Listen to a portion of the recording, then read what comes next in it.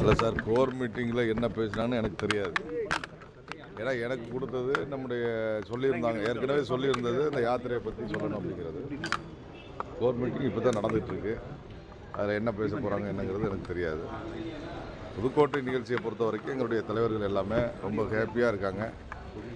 ரொம்ப பெரிய அளவுக்கு மக்களுடைய வரவேற்பு இருந்துச்சு அப்படின்னு சொல்லி எல்லா தலைவர்களுமே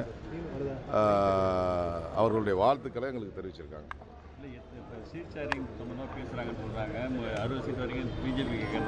உங்களுக்கு தெரியும், பேசினா கூட நாங்கள் வெளியில் சொல்ல மாட்டோம். உண்மையாக என்ன பேசுகிறாங்க என்னன்னு எனக்கு தெரியாது. அதை பற்றி தலைவர் தான் உங்களுக்கு பதில் சொல்லுவோம்.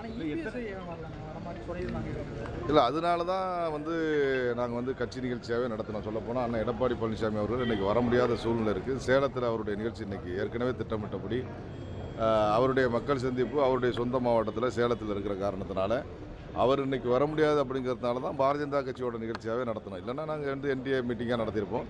அதான் காரணம், வேறு ஒன்றும் எந்த காரணம் இல்லை. அதை பற்றி எனக்கு தெரியாது.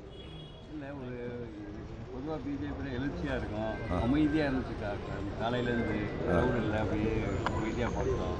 பிஜேபியில் பிஜேபி இன்னைக்கு எழுச்சியாக இருந்துச்சு. இன்னைக்கு புதுக்கோட்டையில் பிஜேபி ரொம்ப எழுச்சியாக இருந்தது. அமைதியாகலாம் கிடையாது.